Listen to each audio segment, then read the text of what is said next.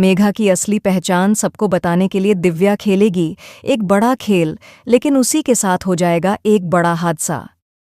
वसुधा के सामने फाइनली खुलने वाला है एक बड़ा सच।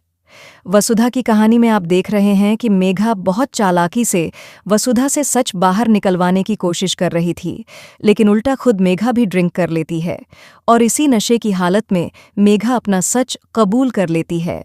वह बताती है कि वह चौहान परिवार को बर्बाद करने आई है और इसकी शुरुआत उसने देव को मारने से कर दी है। वह कहती है कि वह करिश्मा की बहन है। ड्रिंक के नशे में ही मेघा सारी सच्चाई वसुधा को बता देती है, लेकिन वसुधा भी उस समय नशे में होती है और इसलिए कुछ भी ठीक से समझ नहीं पाती। इस बीच मेघा के भेजे हुए गुंडे देव पर अटैक करते हैं, लेकिन तभी वसुधा वहां पहुंच जाती है और यह देखकर वह शॉक हो जाती है। वह देव को यह बात बताने की कोशिश करती है कि मेघा कितनी बड़ी गेमर है, लेकिन वसुधा की बात देव को समझ नहीं आती, क्योंकि वह आधी बात बोलती है और आधी भूल जाती है। गुंडों की पिटाई करता हुआ देव नजर आता है। दूसरी तरफ घर में चंद्रिका ने सारिका को चेतावनी दी है कि वह बार बार गलत बातें लेकर न आए। अब अविनाश और दिव्या की कहानी भी आगे बढ़ती नजर आने वाली है। दिव्या अब अविनाश से कहेगी कि उसे मेघा पर शक हो रहा है, कुछ तो गड़बड़ है। पंडित जी भी मेघा और देव की शादी के खिलाफ हैं।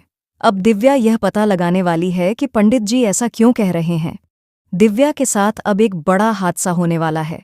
जैसे ही दिव्या मेघा की असलियत पता लगाने की कोशिश करेगी, मेघा को यह पता चल जाएगा कि दिव्या को उस पर शक हो गया है। इसलिए अब वह देव को तो मार नहीं पाई, लेकिन उसका अगला निशाना दिव्या बनने वाली है। दिव्या बहुत बड़े खतरे में पड़ने वाली है, यानी अब उसकी जान खतरे में है।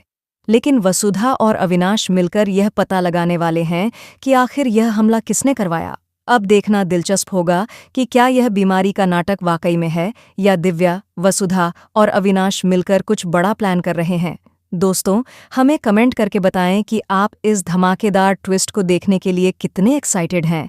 क्या आप चाहते हैं कि वसुधा की मदद करें दिव्या और अविनाश मेघा की सच्चाई बाहर लाने में? ऐसी ही टीवी की लेटेस्ट अपडेट्स के लिए चैनल को सब्सक्राइब करना ना भूलें।